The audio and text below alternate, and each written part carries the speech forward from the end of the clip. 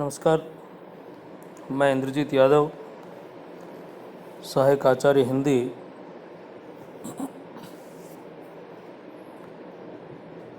राजकीय महाविद्यालय बैरोड।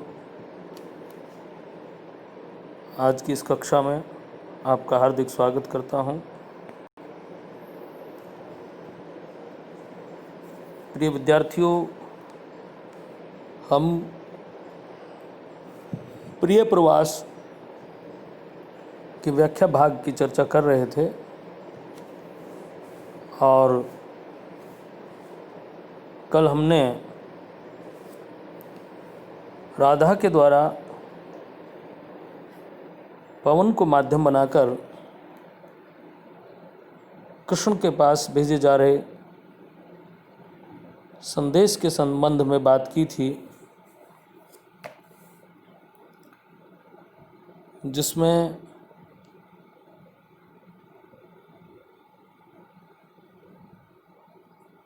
राधा पवन को भगवान श्री कृष्ण का परिचय देती है और कृष्ण की निष्ठुरता के विषय में बताते हुए अपनी विरह वेदना, अपनी पीड़ा, जो कृष्ण के चले जाने और किसी भी प्रकार का सद्देश व्यवहार नहीं करने के कारण जो राधा पीड़ित है, अपनी उस वेदना को पवन को बताया कि पवन राधा की उस स्थिति को जाकर उसके प्रियतम कृष्ण के समक्ष अभिव्यक्त कर दे, किसी भी तरह उसको दिखा दे कि राधा की स्थिति क्या हो रही है, कि राधा के लिए केवल श्याम ही एकमात्र जीने का सहारा है। अपनी अनन्यता और एकनिष्ठता को पूर्ववर्ती पद में कल की क्लास में हमने पढ़ा था, हमने बातें की थी।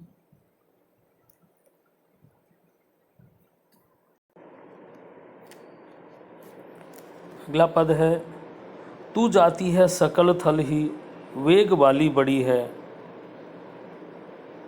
तू है सीधी सरल हृदय ताप उन्मूलती है, मैं हूँ जी में बहुत रखती वायु तेरा भरोसा, जैसे होए भगनी बिगड़ी बात मेरी बना दे। अब राधा पवन से अनुरोध कर रही है, पवन को बता रही है कि मेरा तुझ पर बड़ा भरोसा है, तू बड़ी संवेदनशील है,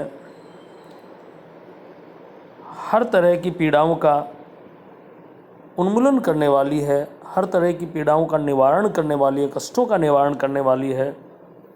अर्थात तेरा व्यवहार इस तरह का है कि तू पीड़ित और व्यथित व्यक्ति की समस्या का समाधान करती है। इसलिए यानी कि उस पवन को संबोधित करते हुए अपने हृदयगत मनोभाव जो हैं उनको अभिव्यक्त करना कर रही है राधा, और बता रही है कि मैं तुम पर बहुत ज़्यादा भरोसा करती हूँ, तुम मेरी बहन के समान हो, यानी कि मेरा तुमसे नज़दीक का रिश्ता है, तो तुम मेरी इस पीड़ा का हरण करो। तू जाती है सकल थल ही वेग वाली बड़ी है, तू है सीधी तरल हृदय ताप उन्मूलती है। या कह रहे तू जाती सकल थल ही वेग वाली बड़ी है, कि तेरी व्याप्ति हर जगह है, हर स्थान पर आती जाती है।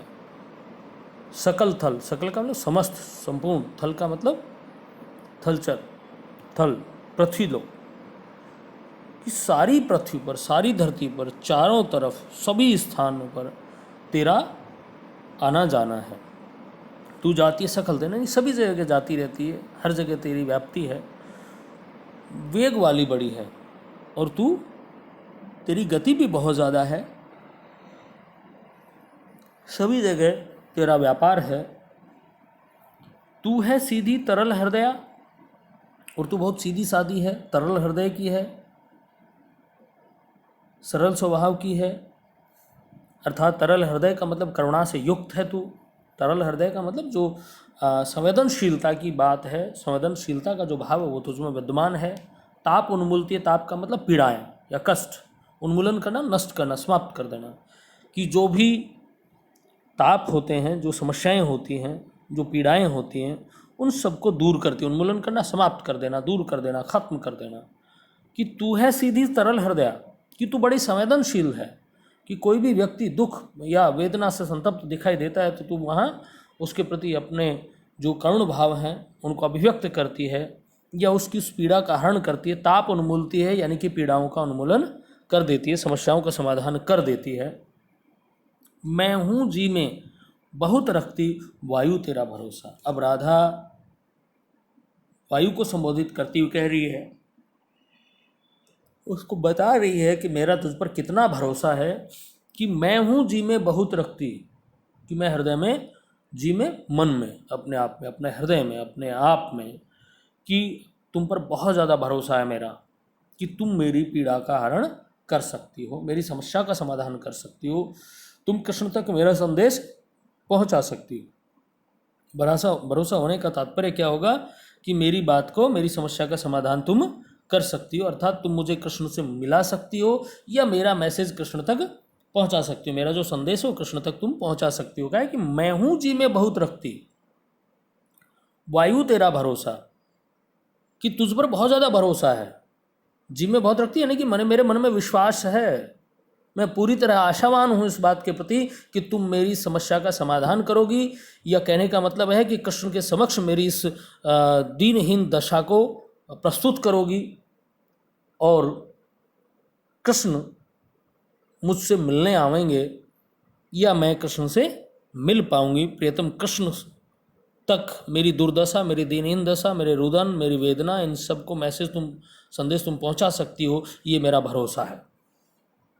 जैसे होए भगनी बिगड़ी बात मेरी बना दे। जैसे होए भगनी, बहन, भगनी का मतलब तो बहन, कि जैसे भी हो, यानी तू जैसे भी बन पड़े, जैसे भी करे, जो भी तुझे करना पड़े, तू कुछ भी कर, बिगड़ी बात मेरी बना दे, कि मेरी बिगड़ी हुई बात को बना दे, अर्थात भगवान श्री कृष्ण से मेरा संयोग करवा दे, उन तक मेरी सूचना जो है वो पहुंचा दे, जो मेरा संदेश है वो भगवान श्री कृष्ण तक तू पहुंचा दे, मेरी दीनहीन दशा के बारे में उनको परिचित पूरी तरह करवा दे। यानी कि इस पद में वायु को सर्वत्र सर्वव्यापी बताया गया है, हर जगह उसकी विद्यमान स्तुति के बारे में परिचय दिया गया है, और वायु को सरल हृदया, तरल हृदया, संवेदनशील बताया गया है। जो आगे आएगा कि कोई श्रांत क्लांत पथिक दिखाई दे तो उसकी पीड़ा का हरण करना, तो वायु को संवेदनशील बताया गया है, और उस पर भरोसा भी व्यक्त किया गया है। कष्टों का उन्मूलन करने वाली भी वायु को कहा गया है इस पद में। और राधा ने अपना अनन्य भरोसा, अनन्य विश्वास वायु पर प्रकट किया है, कि वायु मेरी समस्त समस्याओं का समाधान कर सकती है, अर्थात कृष्ण के समक्ष मेरी दीनहीन दशा को व्याख्यायित कर सकती है, या मेरी पीड़ा का निवारण कर सकती है। नेक्स्ट है, कालिंदी के तट पर घने रम्य उद्यान वाला, ऊंचे ऊंचे धवल ग्रह की पंक्तियों से प्रशोभी, जो है न्यारा नगर मथुरा, प्राण प्यारा वही है, मेरा सूना सदन तज के तू वहाँ शीघ्र ही जा। यहाँ राधा पवन को कृष्ण का जो निवास स्थान है, जहाँ कृष्ण रहते हैं, उसके बारे में बता रही है कि कौन सी जगह है जहाँ पर कृष्ण विराजमान है, जहाँ तुझे भगवान श्री कृष्ण मिलेंगे। मथुरा की जो शोभा है वो किस तरह की है,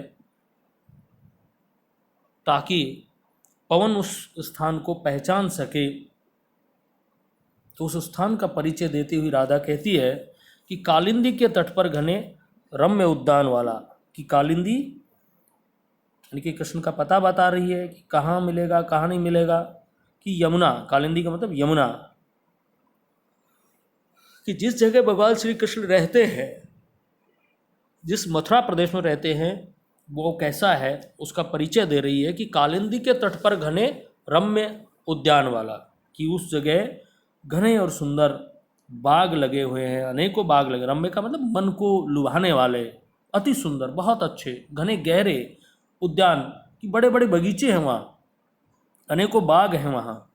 कालिंदी के तट पर ही मथुरा नगरी बसी हुई है, और उसी का परिचय देती हुई कहती है कि तुम जब जाओगे तो जहाँ तुम्हें कालिंदी के तट पर बड़े बड़े उद्यान नजर आए, बाग नजर आए, जहाँ मन लगे आदमी का, ऊंचे ऊंचे धवल ग्रह की पंक्तियों से प्रशोभित, ऊंचे ऊंचे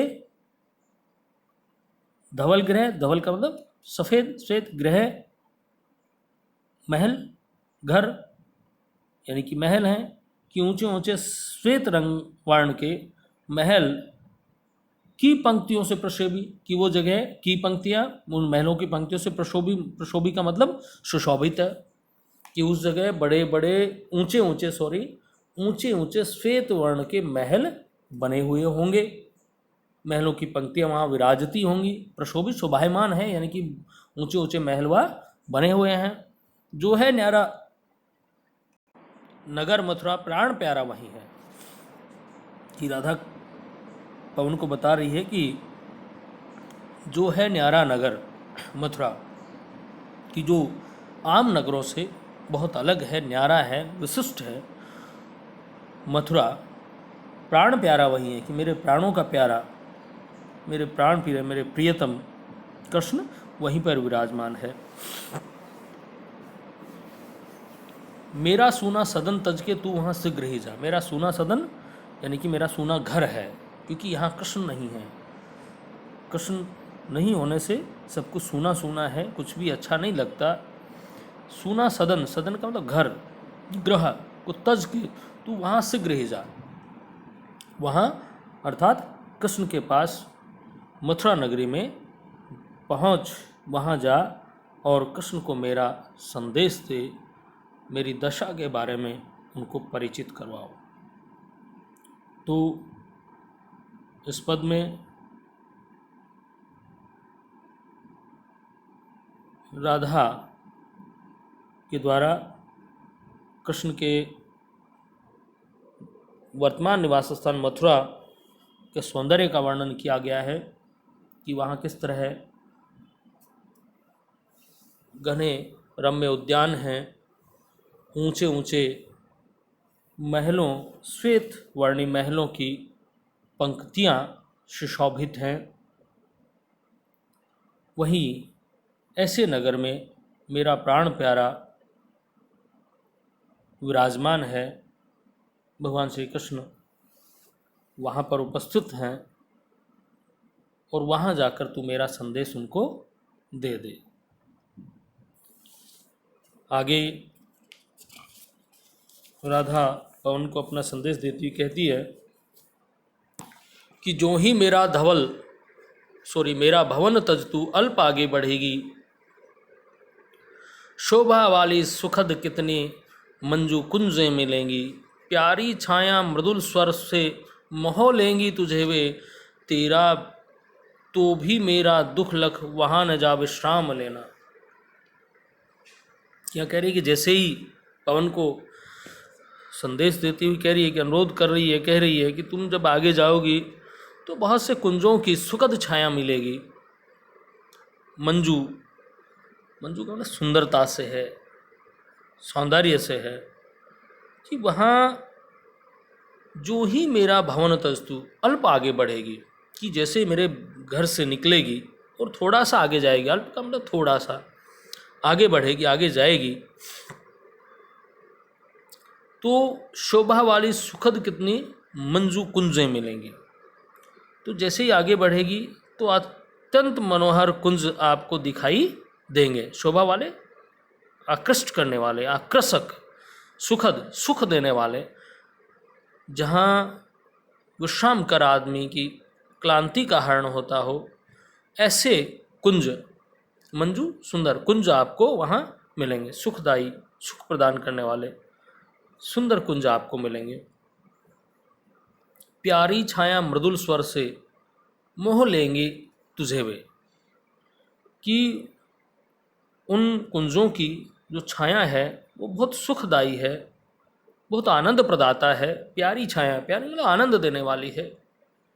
मृदुल स्वर से मोह लेंगी तुझे वे, कि वो तेरे को अपनी ओर आकृष्ट करेंगी, मोह लेंगी, मोहेंगी।